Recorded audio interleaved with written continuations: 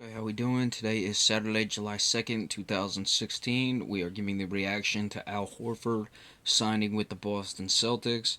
Celtics getting a marquee, and I put in quotes, free agent. I don't put Howard or Horford, excuse me, that is, in the marquee class. He's a good, solid player. I don't have any problem. He was signed for 4 years, $113 million. I don't really have any problem with them paying him that much. We know that the Celtics have trouble getting free agents. If you have to overpay, then you have to overpay for him. But the guy is simply not worth $28 million a year. But again, I don't have any problem with them overpaying for a guy if you needed to do that to get him.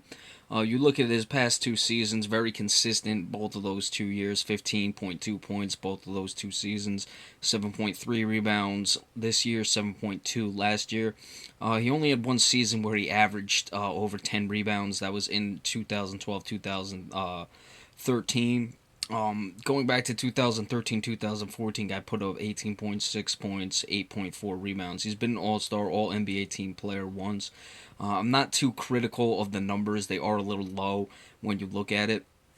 But especially since Mike Budenholzer came over the past three seasons, he remember in 2013, 2014 when he had those big numbers, he did only play 29 games. But when you have a Mike Budenholzer coming over from the San Antonio system, they play a much more team-oriented style.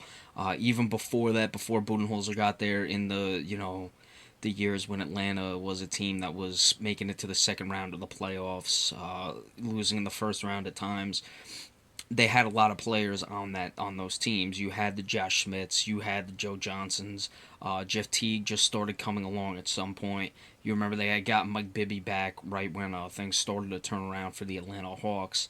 So that's going to affect the numbers just a bit. Paul Millsap had a big year playing for them this year.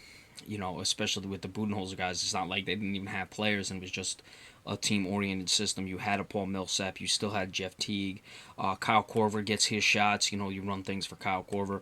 What this means for the Celtics, will it bring Kevin Durant? We'll have to see.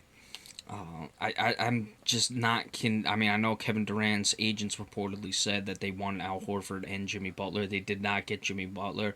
I really can't see it that Al Horford is going to be what makes the difference for Kevin Durant. What would make the difference for Kevin Durant coming to the Celtics is the fact that he would look at a team that won 48 games last year, was tied for the best record, or the third best record, that is, finished in the fifth seed, but still was tied with Atlanta, Miami, and Charlotte for the third best record. And he'd look at it as a situation where he can come in. You do have Isaiah Thomas there now. You have Al Horford, but he would clearly be the top guy, and he could lead a team to a championship. That is what I think will get Kevin Durant.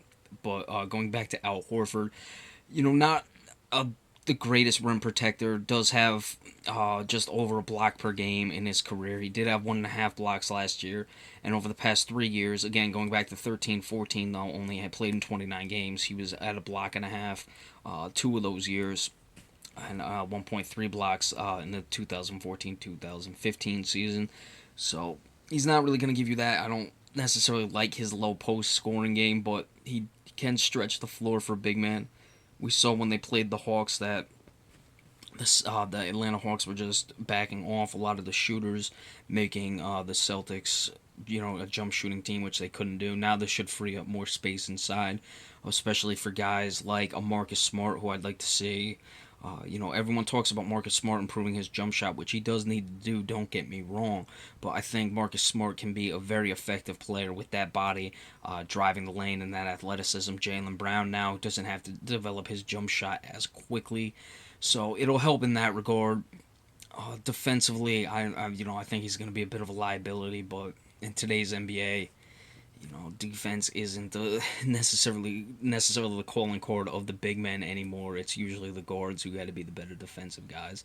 So, at least the Celtics were able to get a guy, and we'll see how it moves forward from here. But this signing means that the Celtics can't consider themselves to be in a rebuild mode anymore. You can't, wait on prospects, trade for assets. Say we're gonna hold on to this pick, that pick, and the other pick, not to get a guy. You got to make moves with the championship in mind from now on. So let's see if the Celtics move forward with that. and start maybe moving some of the assets they have. You still have next year's free agent class, next year's draft class, so you can go a season. You hope that they improve, get to at least 50 wins this year, and then next season maybe where you look at it and say this is where we're going to make our move for a championship. But it can't be any more of stockpiling draft choices. The rebuild should be technically over. This is the move. There are other ancillary moves that can be made, and other additions, small additions. I mean, obviously Kevin Durant would be a big addition, but you can add a piece here, a piece there, even if they're a big name player.